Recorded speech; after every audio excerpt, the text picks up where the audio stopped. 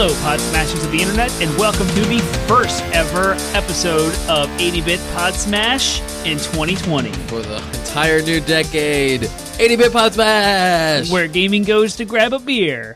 We are your hosts, Penguin and Termite. and I once again splashed beer on our tink. Which is what you're supposed to do with the toast. But also that tink was incredible. It was perfect, It was like, wasn't it? boom! Where gaming goes to grab a beer. I am one of your hosts, Penguin. I am Termite. And we are a weekly video game podcast where we take topics of things you care about and smash them together with video games, which you also care about. Carry about? Along with you. Yes, as where gaming goes to grab a beer, we are drinking a Chinese beer. And I'll let you talk about it because it's your beer. A coworker of mine is Chinese, and she handed me a six-pack of this Chinese beer because she knows that we like beer. We did this podcast, and Gaming grabs a beer. So thank you. I will not name her because she didn't give me permission to name her. But so I appreciate the gifts of your nameless coworker who brought us expanding our horizons with some Chinese cerveza. Chinese beer called Tsingtao. It is a lager. Yeah. So drinking it tastes just like. It's like a Heineken. Yep. Yeah. It's exactly. It's kind of like but it's just so interesting to think of what like other cultures' concept of like a lager should taste like. Yep.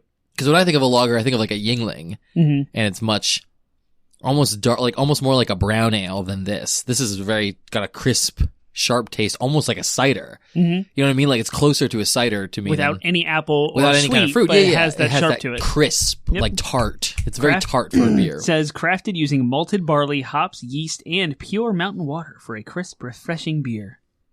It is very good. Like I'm not a huge fan of like a Heineken. I'll drink them. Yeah. But this is very good. I would drink more of this. I think it's a little funky. It's got like a little skunk taste to it. Right, but I don't hate it. It's not so overwhelmingly skunky that I hate it over, I don't hate it, but I don't love it. Okay.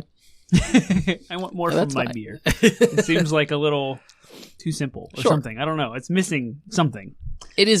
I'm assuming this would be like a domestic quality for China. I would be interested to know what are Chinese homebrewers doing, or what are Chinese craft brewers? There are no such things because the government doesn't let you do these things. That's fair. Yeah. Some Chinese Tibetan monks living deep in the mountain away from the reach of the government are making some awesome beers right now, and I want them. What I mean is you don't have the capitalist economy over there where you can start up your own, like, I'm going to start a brewery and just do it. What I do know and mean, because I talked to the lady who gave me this beer, is that your family is kind of labeled in a business. It's like, if you've been a farmer, you're still going to be a farmer. And like the government regulates who's doing what. And you can't just go start a business, and you can't just sell goods. Like the government regulates all of those things, what you can buy, what you can drink, who can make what. So anyway, that's, if you just take that comment out of context, I could sound very ignorant.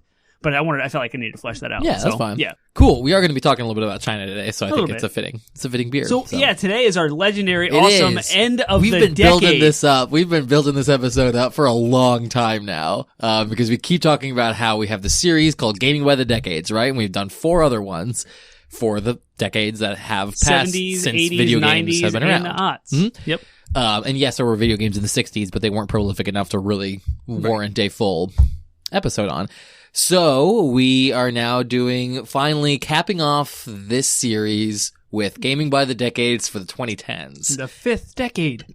The fifth one that we've got. Yep. For gaming. So, that's what we're going to be talking about today. I think it's a fitting way to send off the 2010s and usher in the 2020s. Next week we'll be doing a year in review for 2019. So if you wanted to hear more of our thoughts on this specific past year, it's coming. But we did want to kind of just send off the decade with talking about the decade. And 2019 will probably come up in conversation tonight. It will, of course. But the real 2019 conversation is next week. Right, yeah. And so we're not gonna spend too much time talking about 2019 because we've got to go all the way back to 2010 right to talk about stuff. 2010. Oh man, it's been a long 10 years. It has been. But it's also gone by so much faster. You know what I mean? Like time is accelerated as you age. Yeah, exactly. So this is the fastest decade that's passed for me and you. And every decade will be faster. Everyone. Yep. Everyone. I was thinking about that. I was like, man, my son is going to be like a 10-year-old this time next decade. You know what I mean? Like in 2029, my son's going to be 10 years old. Yep. Oh man, he's not going to be a teenager yet. I'm like, a whole 10 years is going to pass and he's not even going to be out of the house. Come on. I'll have a 10-year-old and a teenager. That's crazy. Yeah. Yeah. Oh man. It's going to be here before you know it. We're going to be still doing this. Mics will still be hot. So that's right. By then you guys will all know who we are. Yeah. Anything in the news? It's been, for us, it's the holidays have just passed. We've just gotten through the whole holiday season. I feel like news has been really light because the holidays have happened. Rise of Skywalker came out. As polarizing as The Last Jedi. As Star Wars fans are. It's kind of the reverse right now. The Last Jedi had like 90s and 80s and critic reviews and then had audience scores in the 50s. Rise of Skywalker is the opposite. The critics are panning it with scores in the 50s and the audience score is sitting somewhere around 80% Rotten Tomatoes right now, 88%, something like that. So it really seems to be the reverse. It seems like a lot of people are criticizing it for not rolling with what Rian Johnson set up in The Last Jedi, and so some people are trying to think that this movie, or trying to say this movie is an apology to the fans, and the most scathing criticism I read was the choices made in The Last Jedi prove that toxic fandom works. Ooh. Saying that, like, sidelining the character of Rose, who got harassed off of Twitter, she had like 11, someone timed it, she had 11 minutes of screen time in The Last Jedi. Wait, I felt it was less than that. In The Last Jedi, she had 11 minutes. Yeah. In Rise of Skywalker, she had 76 seconds of screen time. Yeah, I was going to say, yeah. And so a lot of people are like, well, great, J.J. Abrams just proved that, like, if you harass someone enough, then you'll get your way. Great. Awesome. Thank you for capitulating to which is exactly why I don't want Waluigi in Smash, for that very reason. Oh, yeah, and I can see that. So anyways, my take on the movie, I liked it. Overall, I feel like in the same way that The Last Jedi, I feel like both movies have a lot of things to hate, but a lot of things to love as well. And ultimately, the things I care about were still present in regards to storytelling. Like, the story had a beginning, middle, end that made sense. The characters all had character development and each went on journeys, like, that were consistent with the journeys they took on in the second movie, the previous movie, and the first movie. So, yeah, everything came to a head. There were some really good moments. There were some surprises. There was a certain performer that I did not expect to see that showed up, which I won't give away spoilers, those who haven't seen it yet. And but there were some things there were some plot things that bugged me, some MacGuffins. There was a bunch of there was like 3 different layers of MacGuffins that were existed just to give the character something to do to make sense as to why they were where they were. And it was really unfortunate. It seems like their plans got sidelined hard by the unfortunate passing of Carrie Fisher, and they couldn't do as much with her as I think they would have wanted. And because Episode 7 was clearly about Han Solo. Episode 8, Jedi, Last Jedi, was about Luke. Yeah, and 9 was supposed to be about Carrie Fisher. Yeah, Princess Leia. Yeah. So that.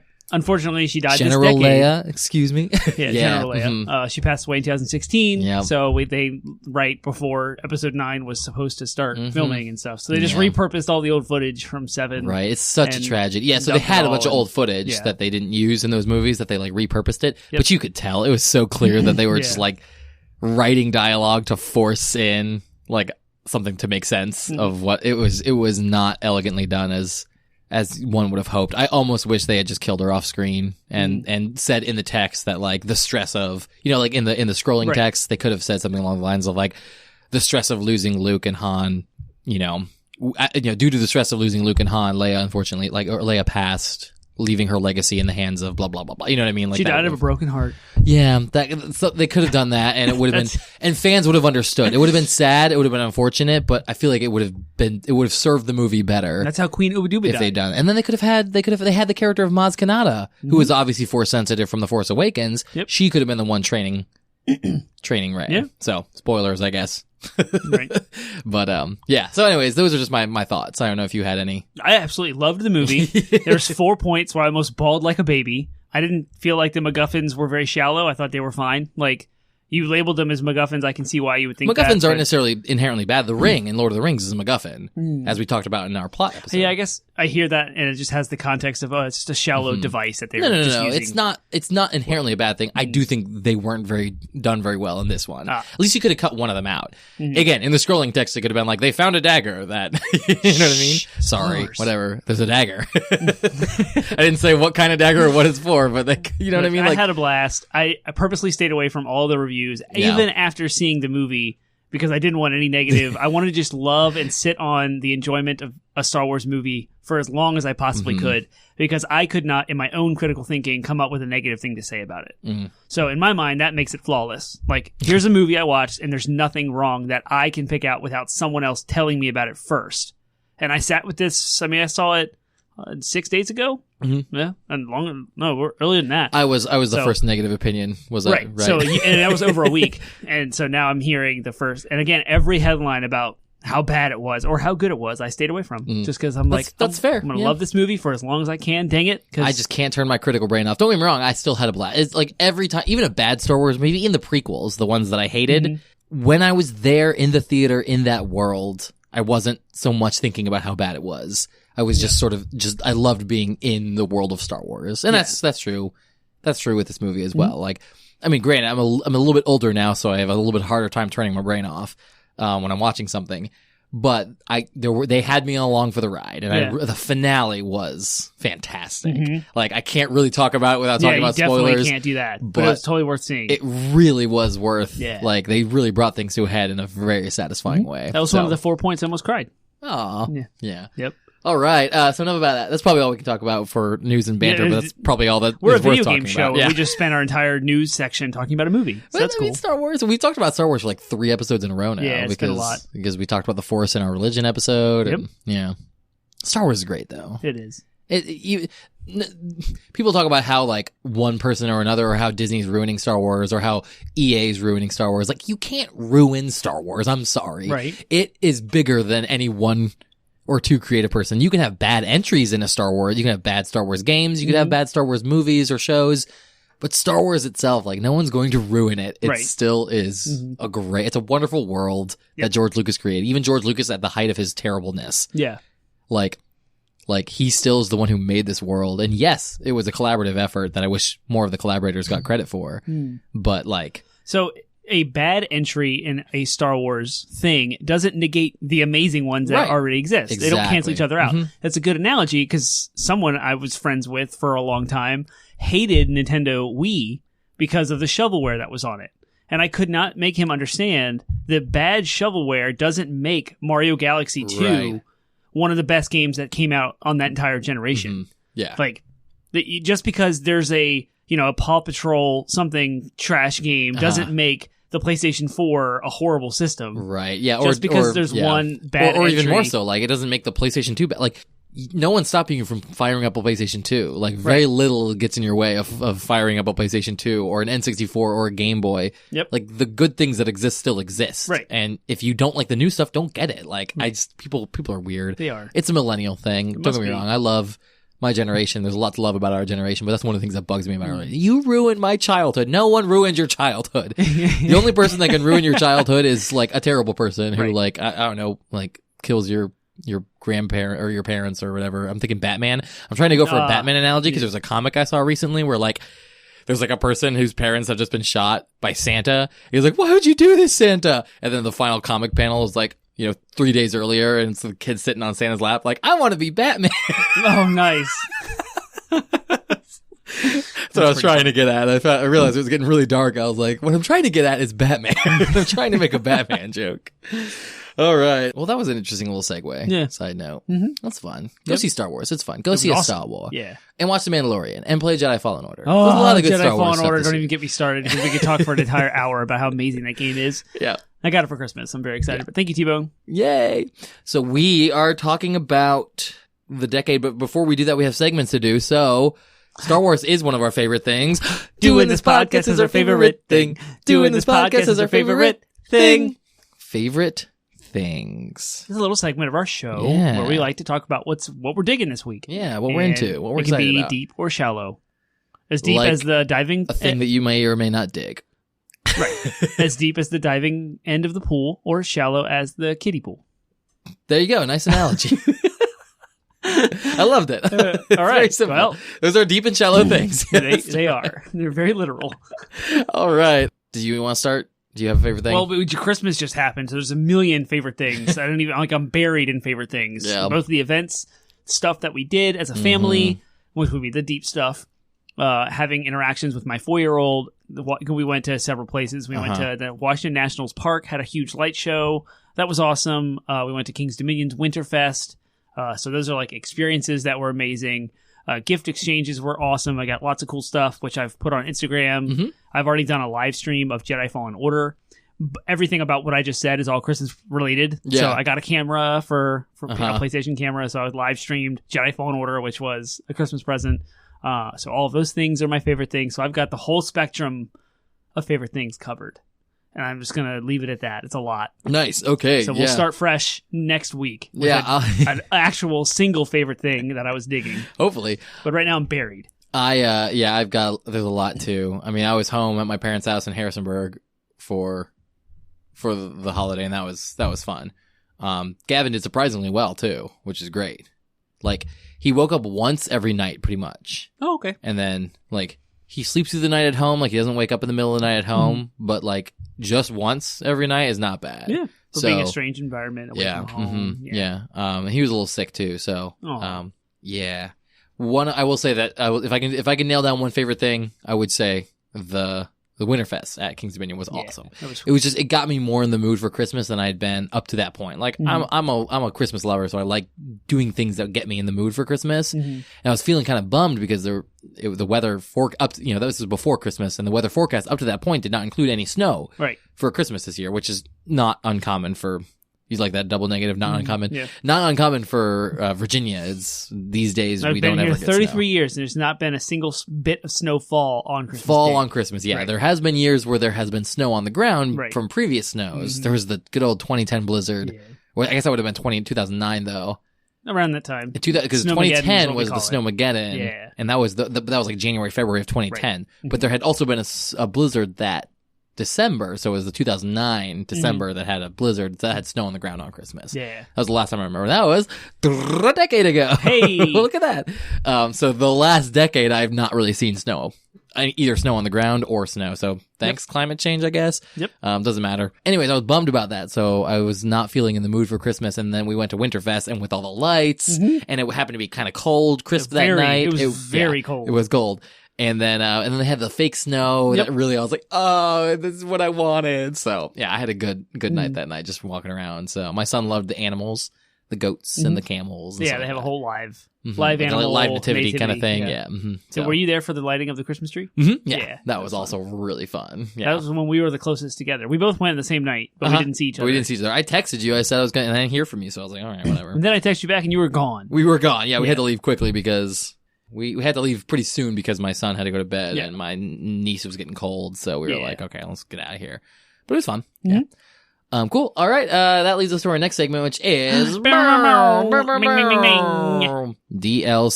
Downloadable content. Downloadable content is a segment where we just like to have a mini fun discussion that may or may not have anything to do with our main topic. And this week's does, because we're talking about the decade. So I wanted to ask the question for our DLC. It's going to be a really quick one, really easy one. What is the game of the decade? For the 2010s. The singular game of the decade. Yep. Can we do any runners-up? Yes, you can do runners-up. I have a couple of runners-up. Okay. One of them is Super Mario Galaxy 2. Okay. I don't remember when that came out. 2011, I believe.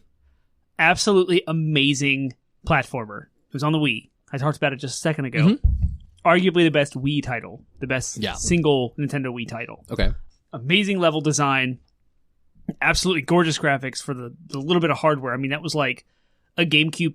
Like, it wasn't that big of a jump in hardware. And what they did to make that game look so good, is fantastic. Yeah. I've got a runner-up. My quick runner-up. Another one, too. Well, we'll alternate. Yeah, okay. We'll alternate. Right. We'll alternate. So anyway, it's a really good game. Yeah. I highly recommend it. I was going to say, my runner-up would be, one of my runners-up, because I was thinking about it, was Borderlands 2. Yes. Just because of, I mean, again, it in tandem with Borderlands 1, like Borderlands 1 started the genre, but then Borderlands 2 really took the idea and elaborated, expanded upon it, made it, you know, something that people wanted to emulate, a game that people wanted to emulate. And basically the franchise started a new genre.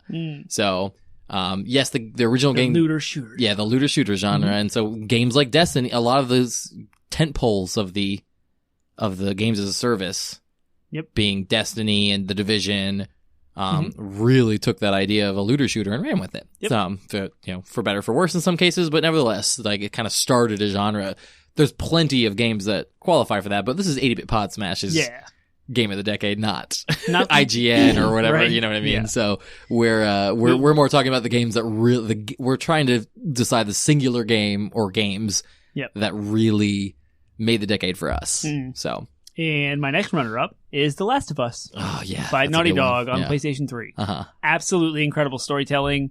Really, really cemented the AAA, like, big budget, high quality storytelling aspect.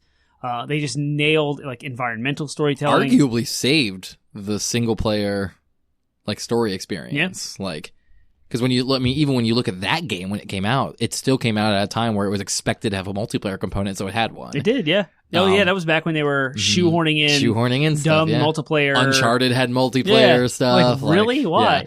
Yeah. So, like, the fact that, like, the fact that The Last of Us stands on its own as, like, nobody remembers the multiplayer mode, everybody remembers the game story. It's like Sony and then realized... amazing ending that actually took a risk and went with it. And right, you're like, cliffhanger, this can't be the ending of this game. There's no... And it is. And you're like, what? Yeah. Yeah, and so, Sony took a risk with it, and now I feel like they've been vindicated, because of The Last of Us, they've been vindicated in their continued push for more single-player experiences. Yeah, that's an experience that was very, very Sony and very PlayStation. So Microsoft had nothing even close. Yeah. Not even a little bit. Yeah. So and they've been still trying to struggle. Hellblade is probably the Hellblade 2 is going to be the closest thing that Microsoft would have to. Right. And that's they just bought that studio. And they just bought it. Yep. Exactly. Exactly. Yeah. So they're very far behind, in that. Yeah, that's a good one.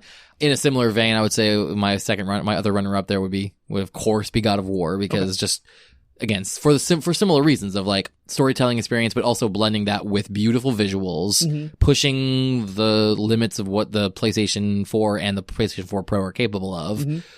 Well, all one cut. While also, a single cut game, so it made bold artistic choices, and then furthermore, it was it solidified for me the fact that you can breathe new life into a stale franchise.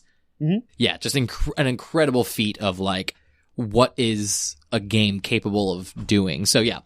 But I think we have both landed on a singular game of the decade that we can officially say is, because we agree for once, I think we can officially say what 80-bit Podsmash's game of the decade is. It was a game that inspired us to start this show in the first place. It is a game that very early on we said we have to do.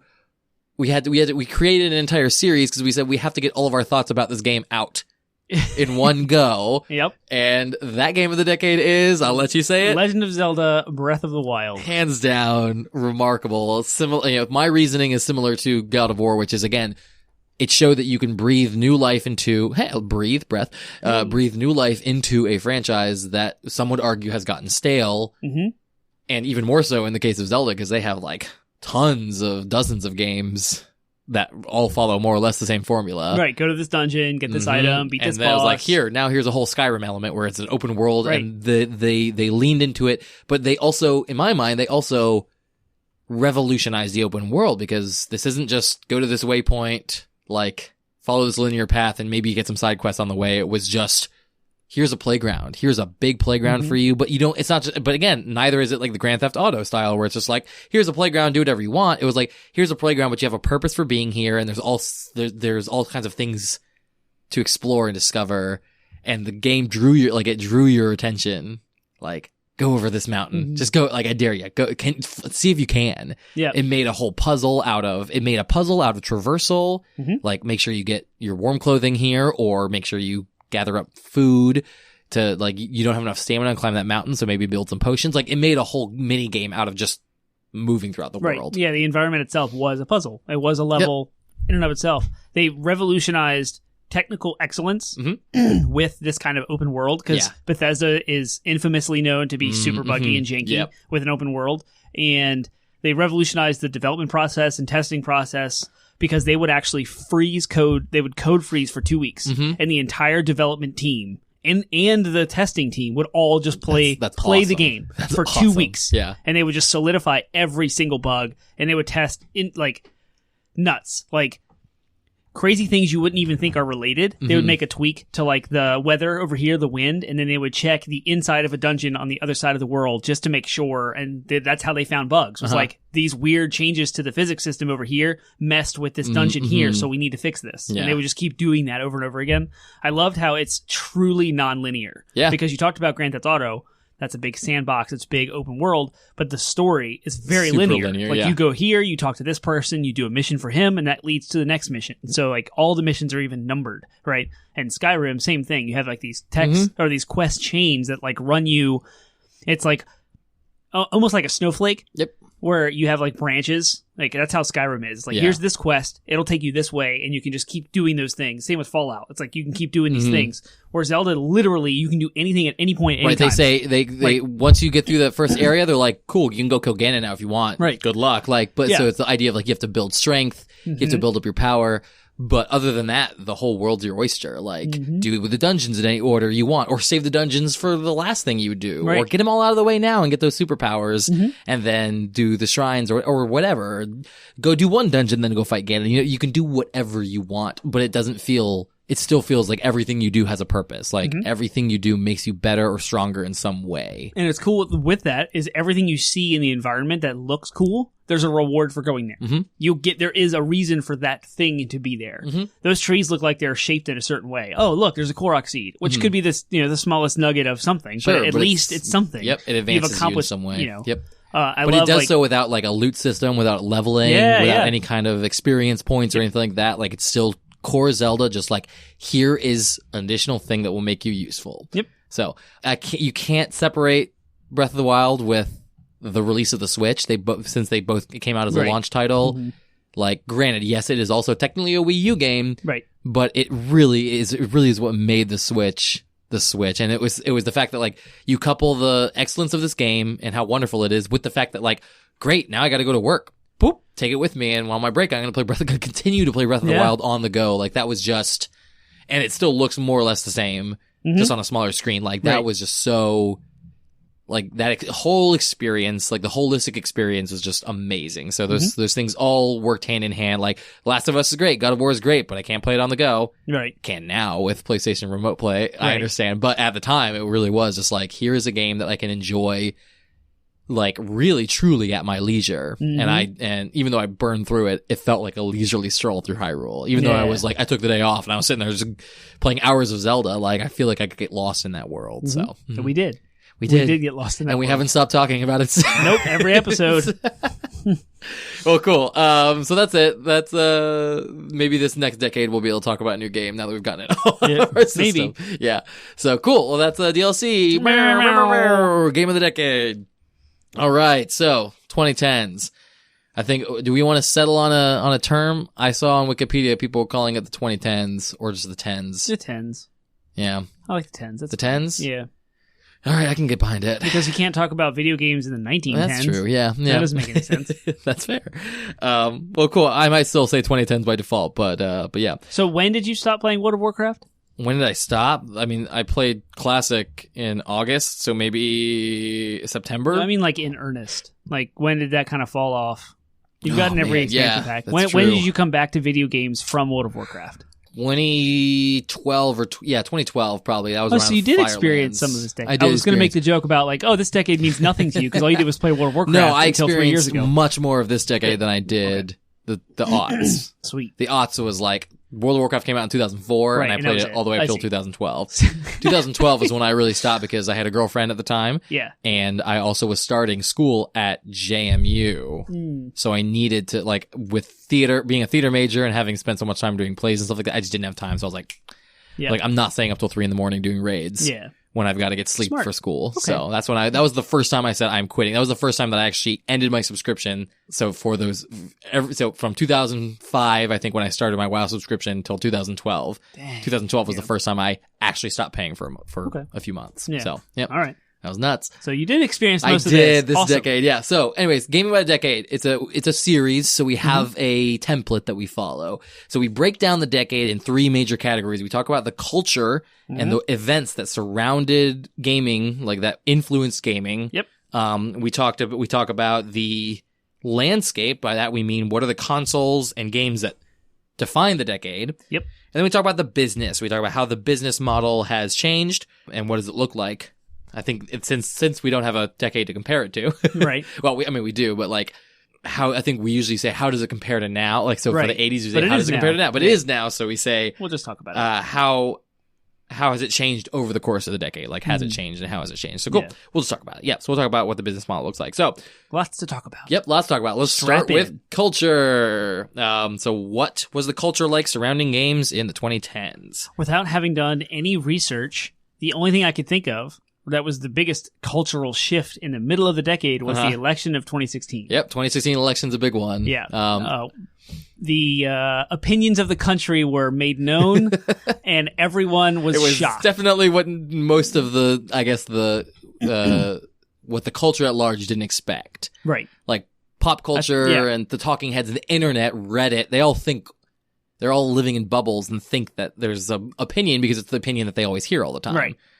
Granted, it was the opinion I always heard all the time. I thought Hillary Clinton was a shoo-in for Right. Everyone did. 2016. Even the politicians did. Exactly. And then Even Hillary did. yeah, exactly. And then lo and behold, It didn't happen. everybody was wrong. Yep. Now, granted, it is a polarizing election to talk about because it was an election that was decided by the electoral vote and not the popular vote. Right. So, and the only other time that's happened in my recent memory was Bush and Gore. I looked that up a long while ago. There was a couple of elections. I'm sure there was a few. Yeah. But the one very, that very I few. remember was Bush and Gore. I remember Gore winning the popular vote. That's the first time I heard that there was an electoral college. I was like, what's that? teenager, like whatever. So yeah, But that was kind of the election of 2016 was the foundation of a lot of the things that have happened since, like hashtag Me Too. Yep. What else was there?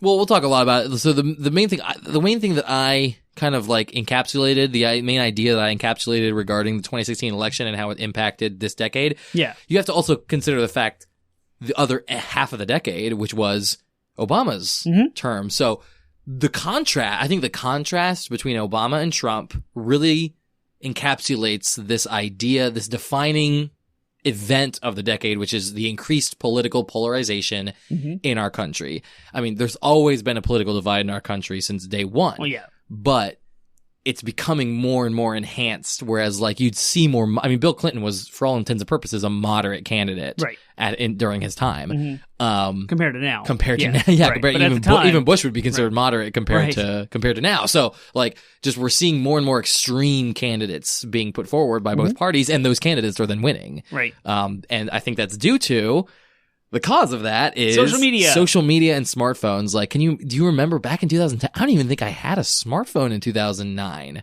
Yeah, I got my first one. I think it was 2011. The iPhone came out in X. 2007.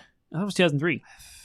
Really? I think it was later than that. The very, very first iPhone The first ever. iPhone, yeah, the first one. Maybe that it was 2006. Something like that. It was like middle of the aughts, but they weren't prolific. They were expensive, and they weren't prolific enough until now. Like now, it's literally everyone, for the most part, has a supercomputer in their pocket. Like we have access, and then with that comes access to all of our social media. So it's the smartphones and social media that go hand in hand. Right. And it didn't exist last decade. We have cameras. Cameras are attached to smartphones. Even the cheap, janky smartphones have a way better camera than like anything in digital the cameras did in the 2000s. And so you have this device that can take pictures of anything, record anything, including your voice, and post to the internet. Yep. Whether it's the $50 Android cheap smartphone or the $1,000 iPhone 11 Pro, either one, it doesn't matter where you're at on that spectrum. You have access to the social media platforms with pictures and your thoughts and ideas now, and then, instant. And then furthermore, you can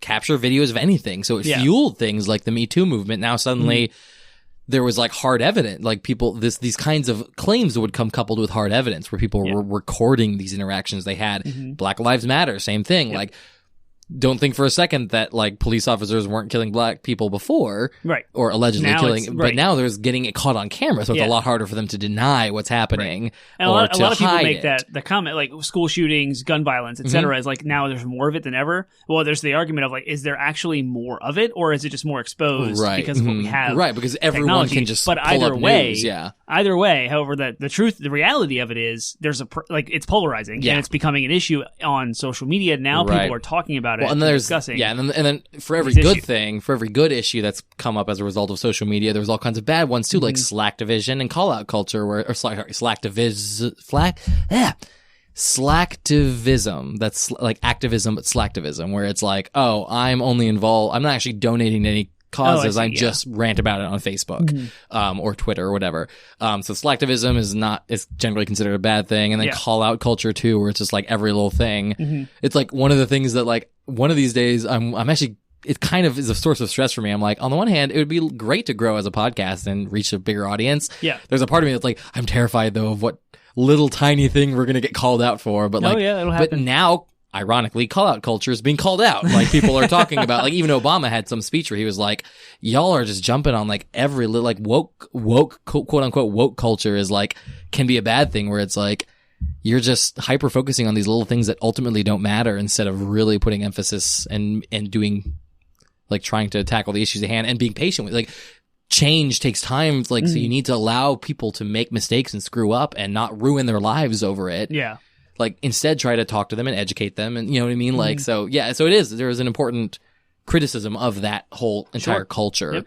So social media, I mean, really, I like to call this decade the hashtag decade. Like, is really what, like, I think more than anything else defined the decade. And that's a great way to put it. The last bit about social media also allows, it's a platform for you to voice your opinion, and people have been doing that in droves. And the other part of the social media aspect is the comparison. Yeah. It's the silent depression where like you're scrolling through, whether it's Instagram or Facebook or Twitter. Carefully curated accounts. Yeah, exactly. You're seeing all of these beautiful lives of people doing these cool things or doing stuff you wish you could do, and they're successful and they're pretty, or whatever your vice is. Like, they're healthy, and I'm not, like, whatever you think, like, you're constantly being fed this like inadequacy comparison problem, and then that leads to your own anxiety and depression, like being exacerbated by social media. Yeah. And and I listened to a podcast too.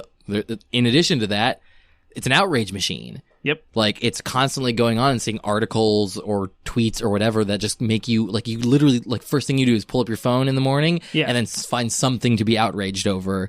And something everybody to some degree does a little bit of. But, like, the podcast I was listening to compared it, it was like, they said it was like potato chips for mental health, in the sense that, like, it gets you going, like, I'm so angry about this. Like, but it's ultimately bad for your mental health in the long term, because it's just like, we have, like, our brains are designed to only ever get angry like that, like, rarely in nature. Oh, I see. Yeah. You know what I mean? And like, we're constantly peaking it. Yeah. And now we're just like pushing that button, and it's going to, I mean, that's why that, like, in the 2010s, despite having all this wealth of information and wealth of technology and wealth of wealth, people are getting more depressed, more anxious, more stress ridden, because social media is just this machine, and there's no stopping it at this point. You know what I mean? Like, it will take people to, like, really take their mental health seriously, and take action. Yeah, and that's actually something that I was going to bring up next, was mental health being destigmatized. Yeah. Accessibility with other disabilities, physical as well. Microsoft coming out with the adaptive controller in the gaming industry, talking about difficulty being added to an artist's creation, like Sekiro Shadows Die Twice. Like, should there be difficulties added to that game to allow more gamers to come in? So this is now where we're talking about a little bit of overlap into the gaming atmosphere. It's like, now we're seeing a destigmatization of mental health and physical disabilities. We're also seeing a destigmatization on LGBT rights, which is great and fantastic. So we're seeing a lot, and women's rights too, more advancement in women's rights. Yeah. So we're seeing a lot stronger support for female developers, female protagonists in games being portrayed. Had a whole episode properly. on it. Yeah, we did. It was fantastic. We saw things like Borderlands having flack being gender neutral and being referred to as they, and there's a way of educating our culture and like letting people know that these people are here. Let's represent them appropriately instead of putting any stereotypes on them. Yeah. And so that's also this decade that happened. That's been the last couple of years now. Which is huge. And when you compare it to the last decade, the aughts and now, it's like it's a big, huge, massive difference. But yeah, I mean, you brought up like there's overlap, of course, with all this with games because the reason we bring them up is because they influence games, like social media. They influence the people who make games, which then influence the games, which then influence. It's a cycle. It's great. Some of the other major things that happened this decade that one of the big ones is the rise of streaming media, and that's had a huge influence on games because we're literally now talking about how do we get games to catch up to things like music and television and movies that are now all available streaming. So that there's a big push for streaming games, as we've talked about with Project xCloud and... Oh, that kind of streaming. Yeah. All right, so now we need to come up with 2 words here, because I was thinking of Twitch. Live streaming. Oh, that too. Yeah, you're right. So live streaming is what I'd say. I would say streaming media. But you're thinking of like the Netflix style Game Pass, but on the cloud, rendering somewhere else. So Stadia and Project xCloud streaming. Right. Well, so streaming in general started to... I mean, so the 2012 was the first year that digital sales of music overtook physical sales. Okay. Since then, we now have Spotify. Right. So now more people are streaming music than they even are downloading music. Right. Yeah, you're not buying an album Same anymore. things with movies and television is people are streaming. So streaming media was something that really took off in the 2010s. And now there's like a million streaming services. Everybody complains about it being worse than cable. So it's now become a controversy in and of itself. But that all started to happen. That was the golden age of that was happening in the 2010s. Yeah. So, and now, like I said, that's now starting to catch up to the gaming world.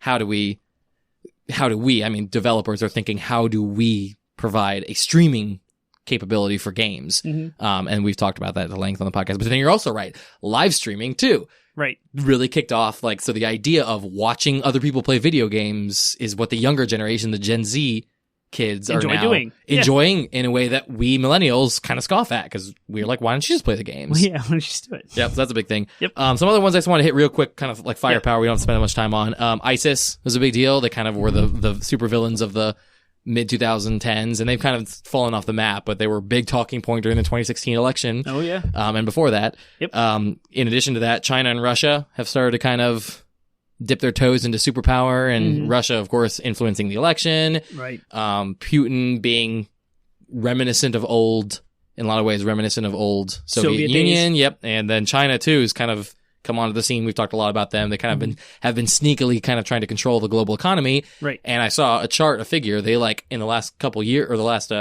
decade, they skyrocketed. They overtook Japan as one of the highest GDP, so they're one of the world's biggest economies now too. So it's just kind of crazy that that's all kind of happening. Right. It seems like things on a large interglobal politics scale is starting to escalate in a very interesting way that might come to a head. Or might not. Maybe it'll fizzle out. Who knows? So, everything's always moving. Yep. Climate change is also another big one. So just things happening with climate change, mostly for worse. It seems like this decade has really been, in my mind, climate change back in the 2000s was like, there was still this sort of optimism of like, we can still do something about this. Right. And now the 2010s have been like, well, we didn't do anything about it. And now all the scientists are pointing to the fact that it's too late. So there seems to be this general despair looming over most people. I think have just sort of... There's still a fervor about making change. No, absolutely. But it's more of a fervor out of desperation. Like, we have to do something or we're going to die. Yep. As opposed to before, it was like, we can still make a difference if we all plant some trees.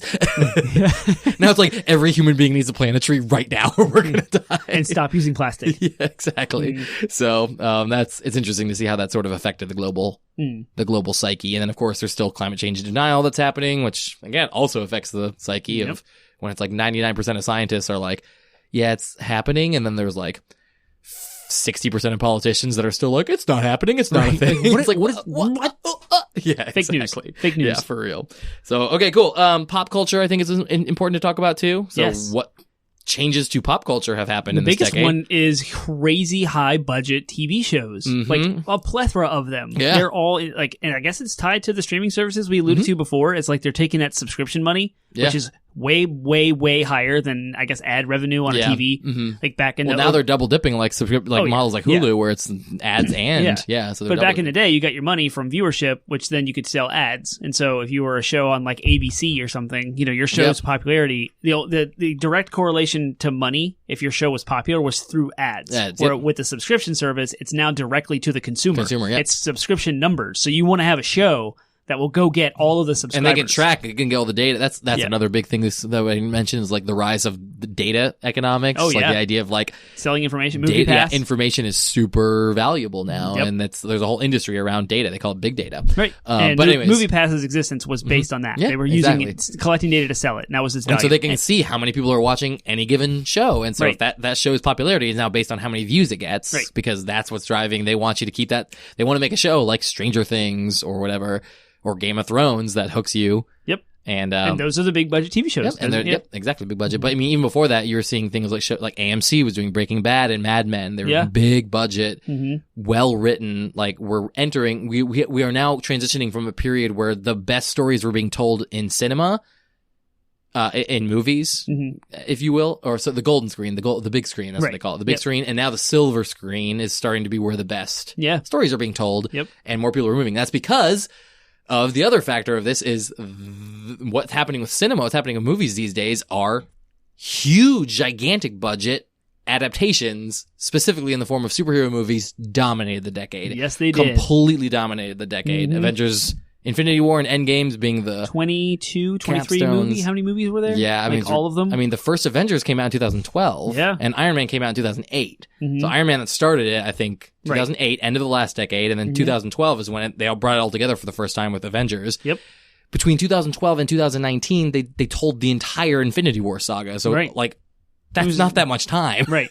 It's just it was 3 or 4 movies a year. Yeah. And they were all making triple-digit millions of dollars. And they're all pretty good, all things considered. Right. Like they're not bad quality. I mean, there's been a big debate as to whether or not they count as cinema, but like, So yeah, it's become a huge, just giant superhero movies, and then in tandem with that is the rise of Disney's entertainment monopoly. They bought Marvel buying Star Wars, and Lucasfilm. Yeah, it's ridiculous. Yeah, and so now Disney's the monopoly. Huge. I mean, it's huge. Yeah, Disney's a monster in regards to entertainment right now, and there's a lot of calls for monopoly busting, trust busting on them. That's kind of started to percolate just because they're insane now. Yeah. So, that's crazy.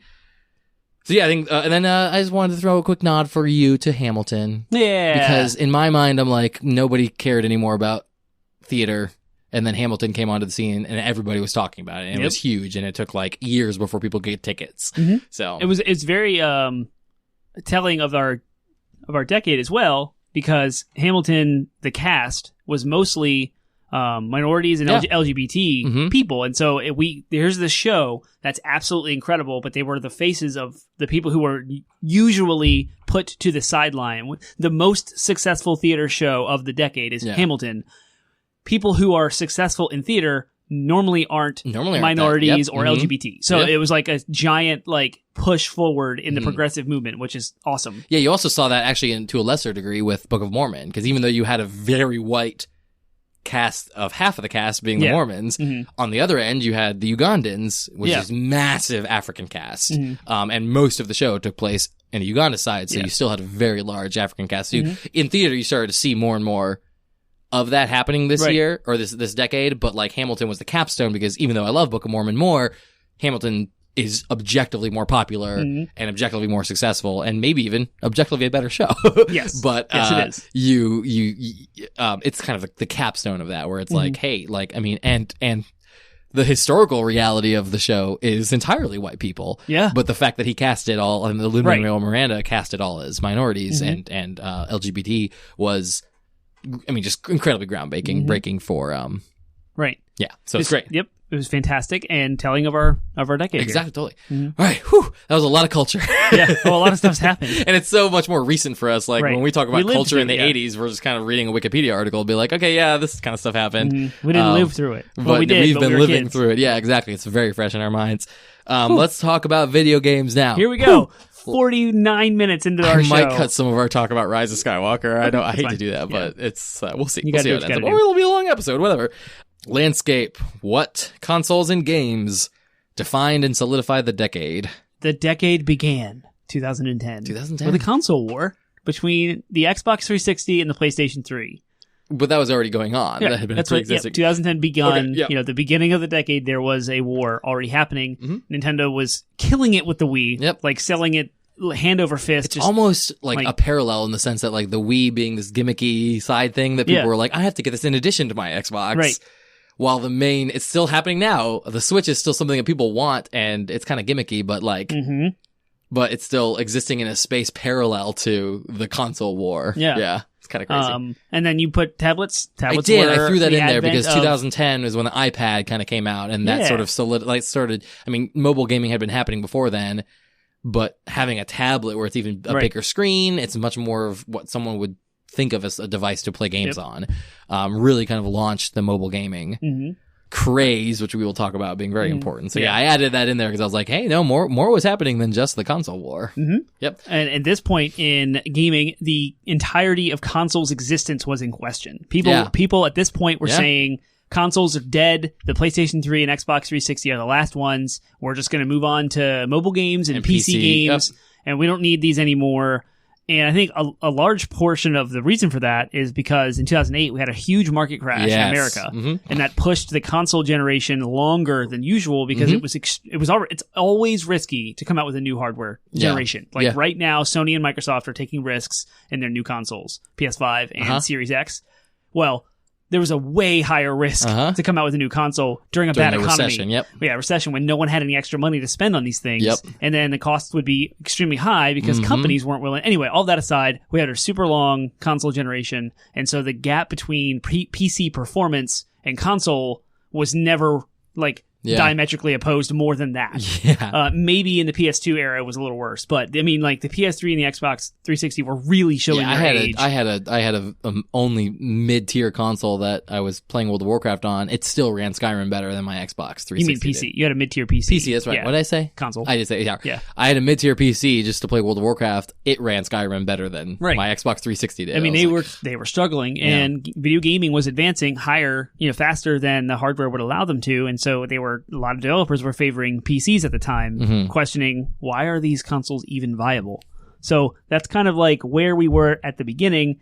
During that console war, Sony was now starting to leverage their first-party studios, which set the foundation for where we're at today. Also on the side, Nintendo had come out with the Wii U in 2012, and it flopped and went away. So we had, I think it's the only generation that had of the big three, it's the only console that came up and fell out in the same decade without destroying the company. Without destroying the entire destroying Nintendo. Yep. So I would give a shout out to the Wii U having come out in 2012. But then the PS4. I loved my Wii U. I still have mine. It's amazing. Great. Yeah, it's a very charming console. I love it. It's charming in its own way. You can tell that they were starting to think towards the Switch when they back in 2012 because the tablet portion of the Wii U, not the best execution, but still the concept was there. And it would eventually come to again. They were still right in the sense that that's what people wanted. Yep, people wanted a tablet that they could play games on their TV with, and that's eventually what the Switch would be. Exactly. They just had to reverse it instead of the console, instead of the tablet portion being just Bluetooth connected to the console. They needed the console to be the handheld that docked into the television. It definitely iterated from the Wii U to the Switch correctly. Yeah. But the Wii U had a confusing name, had a confusing messaging. So bad, no one there was apparently people that didn't know the Wii U was even a new console. They saw these games and were trying to put them in their Wiis and why don't this work? And it was just all confusing. But yeah, you're right. Nintendo had the idea this is what people want to do. Because the advent of smartphones and tablet gaming, here's what Nintendo was going to do. It needed a couple more years of iteration. Yeah, and then the Switch came out, and it's amazing. So in 2013, the PlayStation 4 and the Xbox One had come out. Woohoo! Just like Nintendo flopped their messaging of the Wii U, Microsoft flopped their messaging of what the Xbox One would be. They came out of the gate with a Kinect that's mandatorily bundled with all of the consoles. It's $100 more expensive than the PlayStation. Xbox One is a bad name. Xbox One's a bad name. And they did the whole, we weren't going to have a disc drive originally. Right, so they had to shoehorn that in at the last second as well. Yep. And again, 2012 to me is always going to live in infamy as the year they announced the Xbox One. Yeah. and the year that PlayStation 4 won the console war.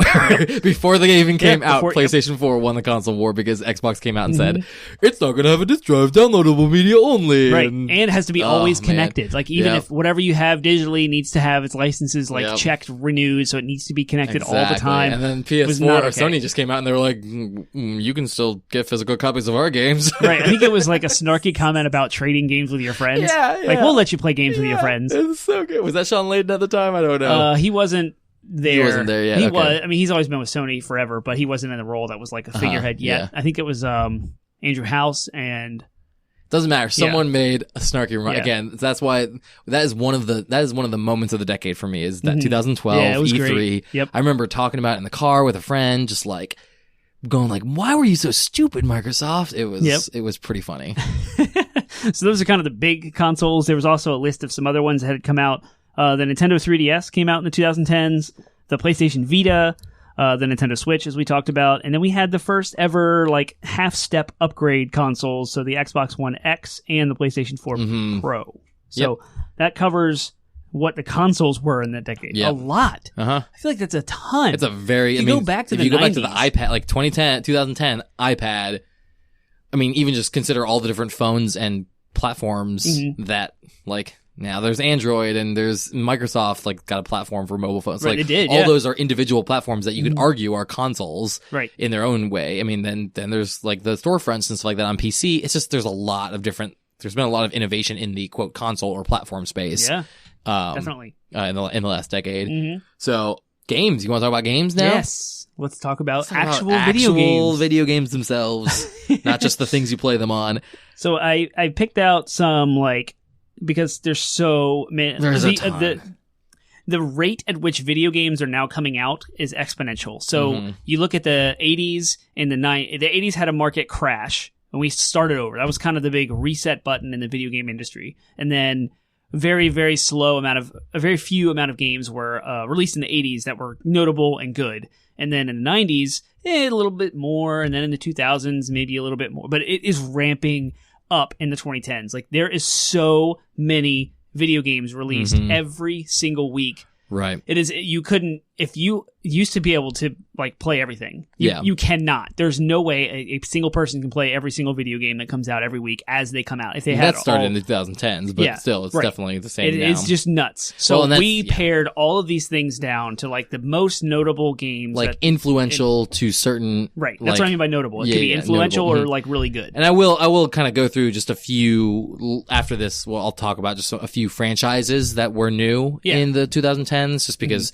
Again, one thing that is notable about franchises of video games in the 2010s is there's a large percentage of them that are continuations of the same IP. Right. I mean, and that's something that's natural after having 4 decades of IP. of IP. Exactly, is that you're going to see a lot of repeats, but it's still a lot of reboots, a lot of remakes or sequels or prequels or whatever. So there's still a lot of that happening. So that is something notable to mention. But there was also some notable additions, new IPs that we will talk about. But first, let's talk about influence. Sure. Yep. So in the indie space, which was massive, I mean, 2010, if you could like almost boil it down to a single thing in video games, you should talk about indie games. Yeah, proliferation of indie games. Because they exploded. Like the ballooning of indie games happened in this decade, and you cannot walk away from it without mentioning them. So there is Gone Home was one of the biggest ones. Binding of Isaac was another one. Shovel Knight, Stardew Valley, and the list goes on. But I did want to mention Gone Home because Gone Home. Oh, Dead Cells. What was the other one that was Celeste? Celeste was on the game of the year. It was on the game of the year list. An indie game made it to game of the year. I mean, that's telling of this decade. But Gone Home, going back to what we were talking about with furthering the exposure and the of LGBT rights and of that representation. That's what I was trying to say. The representation of these people in gaming, like Gone Home was one of the first like spearheads in the indie space. Like, hey, the main character is a lesbian and she's like walking through her mentality about coming out to her family and what that means and the pressure and those things. That's not ever been represented in video games before, but it was also a really good indie game. And then the advent of the walking simulator. So we have Firewatch, Everybody's Gone to the Rapture, a little bit more of a puzzle-oriented. Edith Finch, The Witness was the puzzle-oriented one. So we had all of those come out in this decade as well. All of that encapsulated in the indie space. So it's a lot, a whole lot. Yeah. But indie developers are killing it right now. Yep. In the esports space, because that's a new thing. That's a thing from the 2010s. That didn't exist in the aughts. Yeah.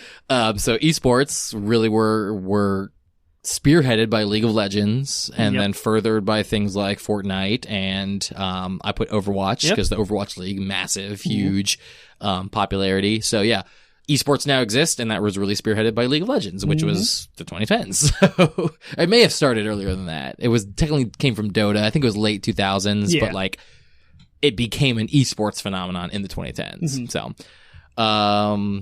online multiplayer, other online multiplayer games, the best-selling game of all time, Minecraft. Yep. Huge game. That was 2010s. Fortnite, of course, came on the scene late. Introduced Battle Royale. Well, not introduced. I guess PUBG started it. But really popularized. Made known in the mainstream household by Fortnite. Name. Yep, exactly. And so Battle Royales are a new genre that came out. Yeah, so we just talked like 3 new genres. Yeah. Destiny, I think, is notable too. Bungie breaking away from Microsoft and their first tentpole, and then again breaking away from Activision all in the same decade. And making their tentpole franchise, which is Destiny, which is, again, the epitome of the kind of best looter shooter, taking the Borderlands idea and making an MMO out of it. So taking the best parts about MMOs, the best parts about a looter shooter, and then marrying them into a game that plays like Halo. And that's Destiny.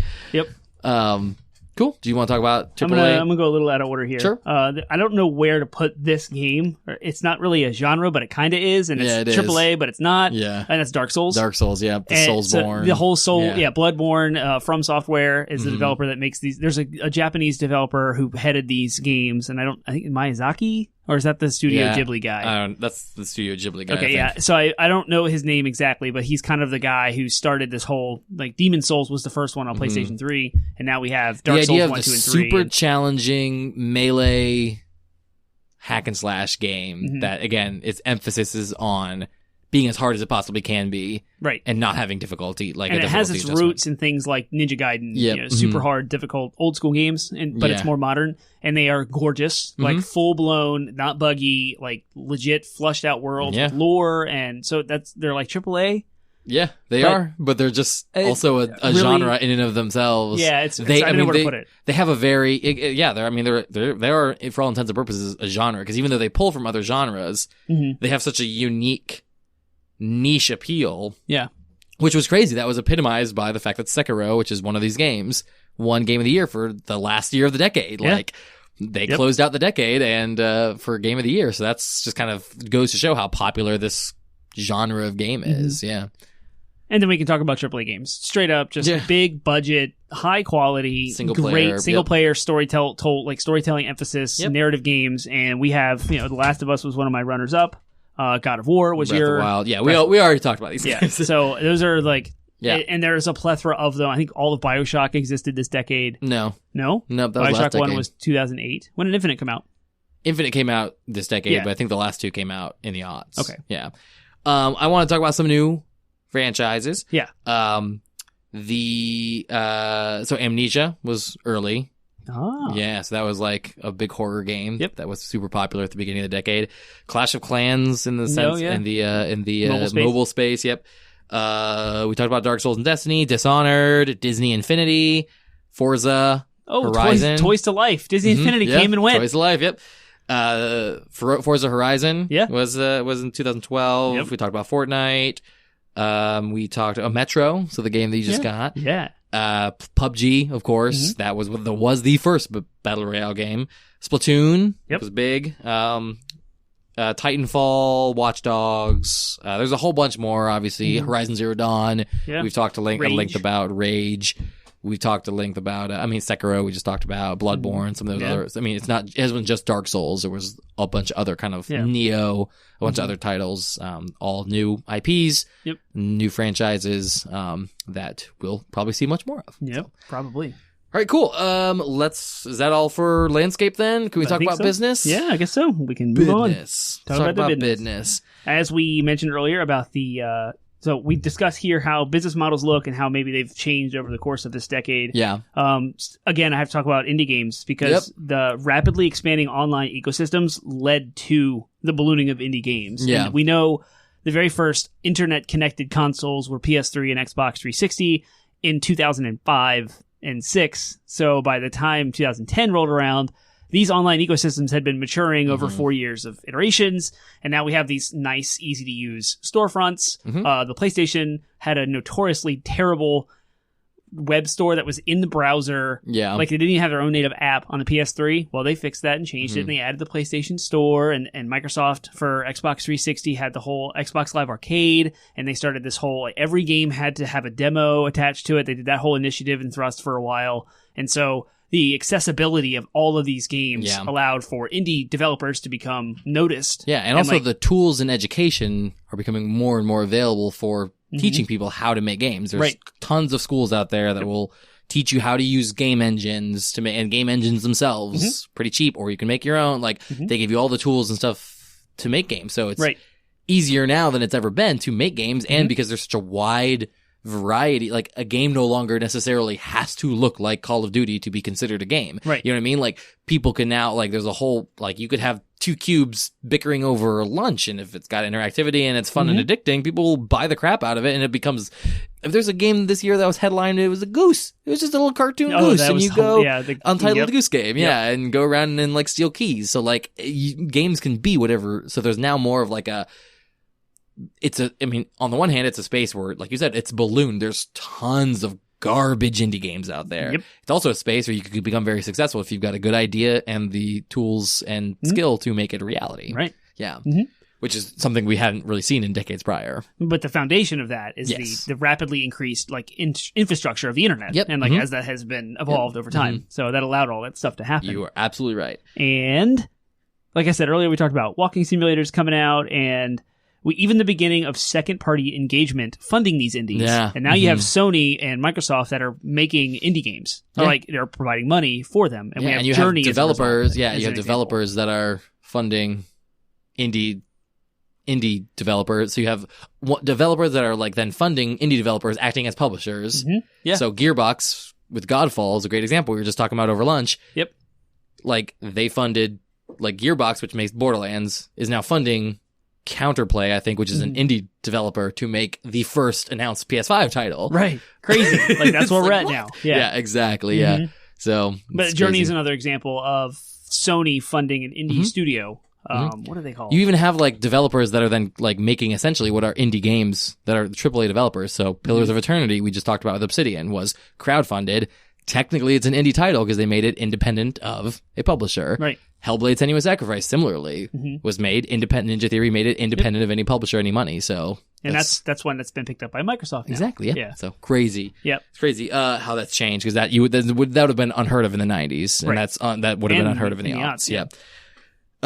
You put big shit. We already talked about, to some degree, we talked about esports. We talked about games as a service and representation, streaming in both both uses of the word. Those have all changed, but the way those have changed the business. So those shifts in culture have changed the way business happens. And so especially in regards to games as a service and esports, those are entirely new monetization strategies. So games can now be made. So now, first of all, we have to talk about monetization strategies.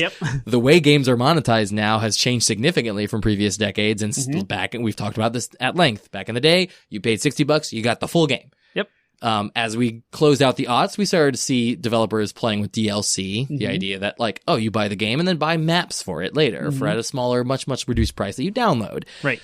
That evolved into, then you buy an entirely new campaign that's another 10 hours of gameplay. And that evolved into the controversy of you're shipping an unfinished product to relegate on purpose the back half of a game to DLC that people have to buy later. Exactly. And that was the beginning of the 2010s. And that was the beginning of the 2010s. So now we're into these other, what have been called out as predatory monetization strategies. Some of them are just, some of them aren't as bad, but like loot boxes where now the DLC has been reduced to just like small, tiny items that are we call them microtransactions, where you're not paying for a full DLC, you're just buying a gun or you're buying a skin for your character. But that evolved into loot boxes where it's like, now you're just buying a chance at getting the skins for your character. Yep. Or a chance at being better than someone else, which is the controversy of pay to win, which is even worse when it's subject to, it's a competitive game subject to the random number generators of loot boxes. Yep.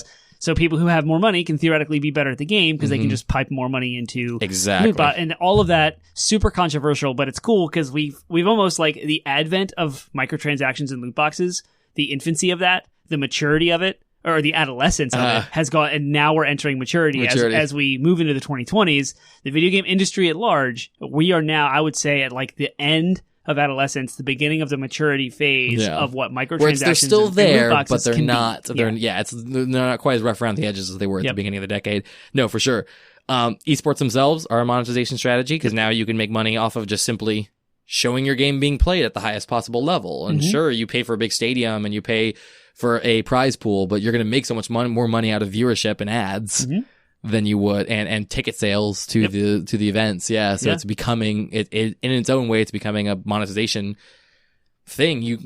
Games are now, as we mentioned before in our esports episode, games are now being made not so much to get the sales of the game itself, but to get, like, we want this to be an esports phenomenon. We want people to want to play this and at a competitive level so that we can make an esport out of it. So that's so much popularity that it was actually a platform for someone to protest.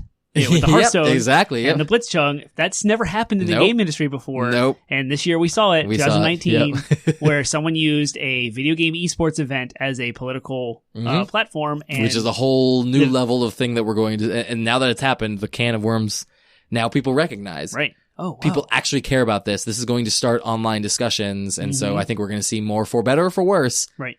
We're going to see more of it in the next coming decade for sure. I don't know if there's anything else I wanted to mention with monetization. Games as a service, in a lot of ways, is kind of the evolution of the traditional DLC, where it's like, now it's a forever game. They want you to pay for, either you're paying for a subscription or you're paying for regular content drops. Yep. But the idea is like, again, now the expectation is, of course, this game's unfinished because it's a forever game. It's a game that you're going to want to keep coming back to whenever new content's available. So that's a shift in, again, for better or for worse. Some people love it. Some people hate it. It kind of evolved out of this weird combination of DLC and then the MMO space where, like, World of Warcraft, of course, has regular content drops and you're paying a subscription. Like, now we're seeing that in this new genre of games as a service. Yeah, and that ties back to culturally, pop culture. We have all the streaming services for TV and movies. Like, everyone wants to pay a monthly subscription. Give me the Hulu, give me the Netflix, give me the Disney Plus, and all those things so I can, pick and choose what I want to watch and how I want to watch it. The video game industry saw the success of all those things coming up. Like, we're going to kind of mimic that. Like, you pay a subscription and you get all the content. Yeah, or you just pay for regular content drops. But, again, similar to esports, like, games are now being designed, and the question is, like, is this going to be a game where you play through it once, or is it going to have games as a service element? Is it going to have a sort of ongoing game element of it? That's a question with Godfall that I have. Is like, is this a looter? It's a looter slasher. Is this in the line of Borderlands, where, like, you get loot and level up and then beat the game and you're done? Or is it going to be a games as a service ongoing game thing where they're going to have regular content drops and events and stuff like that? Like, who knows? That was even a question with Borderlands 3, like, and that seems to be actually leaning more into, it is actually a games as a service, ongoing game, live service game, whatever you want to call it. Live services. Where it was originally billed as non-live service, but it is kind of live service. So who knows? Like, there's still some weird questions out there and how this is going to be for the next decade. This whole decade also saw the rise of what you just mentioned with all this multiplayer, online, all the time, games as a service-y stuff. Everyone questioned the validity of single-player games, and then the industry met that and proved everyone wrong. Like, single-player games do matter, and they do make money, because we saw some of the best single-player adventures or action, whatever genre you want to ever, in like this decade. But it's still question. Like, you still don't. The only people you really see making those games are still first-party developers, except for first-party studios. Star Wars Jedi Fallen Order. But again, that was the biggest surprise. That was a diamond in a rough. Exactly, it was a surprise. It was a diamond in the rough. Hopefully, it means. I hope it means. I hope it means. I agree. Yeah, but you're not seeing it. You're not seeing it as much in the third-party space as you are in the first-party space. It's definitely Sony's lane. Like, Microsoft has completely capitalized on backwards compatibility, Game Pass, game anywhere you want all the time, and have extreme accessibility from any platform. And Nintendo, they're the Switch. Portable gaming, first-party stuff, here you go, gaming on the go. Sony has just completely tripled down on hardcore players, single player, strong AAA budget games like Uncharted 4 and God of War, Horizon Zero Dawn. They just hit after hit after hit. And so Sony is kind of showing the industry, and it all happened in this decade, showing the industry that single-player games still make money as the most successful platform. Well, and Nintendo's been doing that for years, too. You know what I mean? So Nintendo, but no one and Sony really really I don't understand why now people are like, oh, Sony's doing it? It must be successful. Right, yeah. Exactly. And now we're seeing, and that's what I was talking about with Jedi Fallen Order, now EA, which is notorious for the worst kinds of microtransactions and online servicey bullcrap, has made a single player game that's third party for everyone, and it did very well. It did very well, and it for good reason. Like it's a good game. It is. Oh man! So all that happened this decade. It did. One more thing I want to talk about is we started this decade with similar. We've seen kind of a ebb and flow of this, but we did start the decade with suddenly mobile gaming's on the scene. Suddenly there's a competition for the AAA space beyond just like, well, no, there was nothing there. You know, in the aughts, there wasn't really anything that really competed with the AAA space. All the games were coming out of AAA studios. Mobile gaming goes hand in hand in a lot of ways with indie gaming because now anyone can make a simple game. But like, it's more than that. You saw huge third-party publishers like purchasing and buying mobile game developers because suddenly there was this new avenue of games. You could play a game, and there's, like I said, there are people who would not consider themselves gamers. And there's millions of them that play games on their phones and spend money on that. Yep. And they don't consider themselves gamers. They're just, I play a little bit on my phone. Right. I play a little bit of Scrabble on my phone. Or I play a little bit of Candy Crush, whatever. But that's a huge avenue of gaming revenue. And it suddenly jumped on the scene and that started the race to the bottom and free to play and these monetization strategies. Exactly. A lot of them were adopted from mobile. So I think it was still important to talk about because, again, it's sort of like came onto the scene in the 2010s. Suddenly, like now game developers are scrambling. How can we monetize AAA games like mobile games? And what we're starting to see at the end of the decade, that's why I said that there's an ebb and flow. At the end of the decade, we're starting to see this, like suddenly people are realizing there's a space for them to exist simultaneously. Yep. Mobile games and AAA games can exist simultaneously, still make money. Yep. And you don't need to shoehorn monetization strategies for mobile games into AAA spaces. Right. This is that maturity phase that we're talking about. We're starting to reach a maturity phase, but I still remember like a conversation, and you hinted at them, conversations in the early 2010s. Is mobile gaming going to destroy AAA gaming? Right. Like, oh yeah. And then there was the questions like mobile gaming has destroyed AAA gaming in the mid part of the decade because people were like, look at all these awful monetization loot boxes and stuff are basically just Candy Crush coins or whatever, you know what I mean? And there was valid criticism at the time, but now I think even within just the span of a few years, we've seen a maturity start to happen. I hope that continues in the 2010s. I think it will. Or 2020s. Especially with new consoles. 2020s. Yeah. 2020s. This is so weird to say. Isn't it? Yeah. Yep. I think of the Roaring 20s. We all should be wearing flappers and that'd be sweet. And having great Gatsby parties. I would love that. Great. Can we wear a suit? Yeah, totally. All right. Anything else you want to talk about with the business? I think we've wrapped it up pretty well. An hour and 17 minutes. Not bad. Yeah, I mean that's a lot. A lot has happened. It's just a lot. I mean, yeah, this one, like I remember when we talked about the aughts, and we were like, we should have split this up into 2 episodes. I feel very similarly with this one. Like, man, there was so much to cover. Yep. It's going to get more and more in the 2020s. There's going to be whole new controversies and whole new eye rolls but also amazing. Oh, we didn't even moments. talk about VR. That happened this decade too. Yeah. Well, the foundations. I think it's safe to say that it's not really taken off yet. So it's like I think that we will be saying in 2020, in 2029 or 2030, I should say, when we have this, we'll harken back to the old days of the 10s. We'll be like, man, the 2010s really laid the foundation for the explosion of VR. By 2025, when the Pocket VR came out and all blew our minds with 4K resolution, streaming right to your pocket face contact lenses or whatever. Man, it was so crazy. Like, we're going to be talking about all that stuff. Remember we had wires? Whoa. Yeah, crazy. Yep. Remember those bulky headsets? Now it's just an elegant little thing you slip onto your glasses. Yeah. It's going to be crazy. So I do think we'll be seeing an explosion for that. But, and you're right. There was the foundations were laid, but I don't think it's quite there yet. It's successful. Otherwise, they wouldn't keep making them. That's true. And games keep coming out. But it's not definitive for the decade. It's not definitive in the same way that things like what we just talked about. All of the things everything. This entire episode. Yeah. Streaming and social media and all that. Right.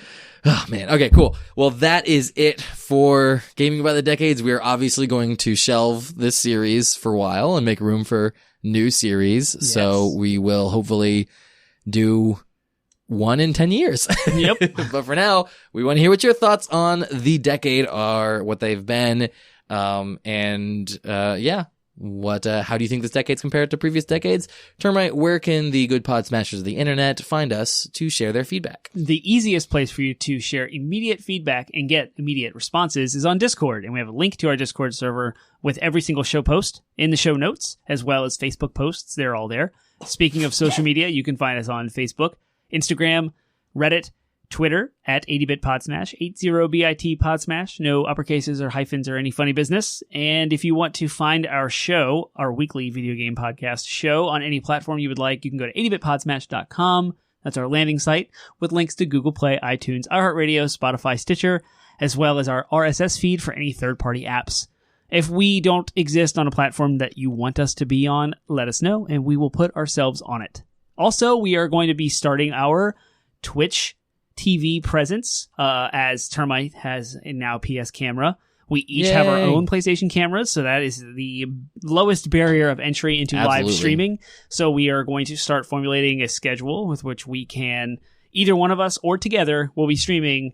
I want to do weekly, but we'll see what happens. We have lots of planning. I feel like we say that a lot. We have lots of talking to do, but we do. It's cool. But twitch.tv/80bit Podsmash. You'll be able to get any updates we do. We have streams there. We have been streaming. I streamed on Christmas Day to test out my new equipment, make sure everything works. So yeah, check us out, twitch.tv/80bit Podsmash. Subscribe there, hit the bell, as all the cool kids say, so that you can be notified when we go live, but you'll know because we'll blast it everywhere. Wonderful. Okay, next week we will be doing 2019. Zooming in on 2019 and do all of our fun superlatives like we do yearly. Yeah. And we'll be talking about how the year has been for gaming, and we'll talk about how the podcast has been this year. Also, this is episode 120, which I think is pretty cool because it's 2020. Episode 120. What? How about that? All right, see you next week. See you next week.